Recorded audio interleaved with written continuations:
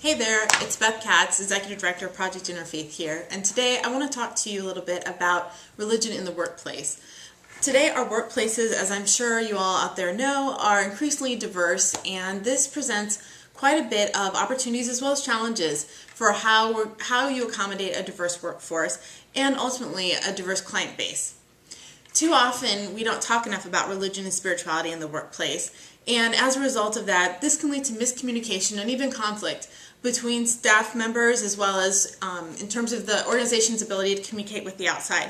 So I want to offer 3 basic steps that we at Project Interfaith would suggest to hopefully help you improve your organization's ability to effectively deal with and serve a religiously diverse staff as well as client base. Step 1, know your organization's identity, culture, and purpose, and be transparent about it. The questions that are really important to ask to figure this out: what's your mission? What is your organizational identity in terms of, are you faith-based or secular? And what type of organizational culture do you want to have? This will help you figure out how to do step 2. Step 2. Set policies, practices, and procedures at your organization that reflect what you've decided to be your organization's mission, identity, and culture, and attitudes about religion and spirituality. Now, part of what can help you set these policies and procedures and make sure that you know that they resonate with who you're trying to reach is by involving input from the stakeholders. And this involves both internal stakeholders, whether they're employees at all different levels of the organization or shareholders, as well as externally in the community, looking at who are your target audiences and markets, and involving them when possible in this conversation.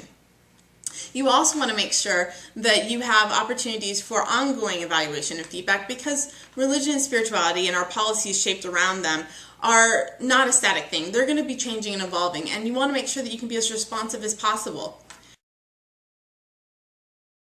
Step 3, communicate these policies and practices to staff and to your customers. I can't tell you how many times we've worked with organizations where I will be called in and I'll ask the employees, how many of you know the policies that your organization has regarding religion and spirituality in the workplace? And how many times nobody raises their hands. It's so important, and it really protects your employees as much as your organization. It behooves everyone to know what exactly the organization's policies are about this very sensitive topic. It's also really important, though, to not just have the policies and communicate them verbally, but to make sure they're clearly posted and easily accessible. Don't bury them deep in your website. Put them in a really easy to reach place. Make sure that they're accessible as well in hard copy forms too, so that everybody can access them and get on the same page. It also is very helpful, when possible, to invest in staff development around this area. Religious and cultural diversity, just as the name implies, is diverse. There's so much to navigate, and it's really unfair to ask our employees to try and figure this out by themselves.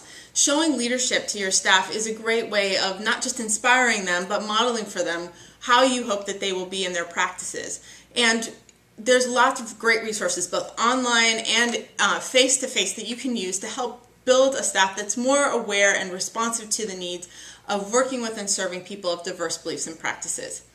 If you have any more questions, feel free to email me, beth@projectinterfaith.org. Thanks.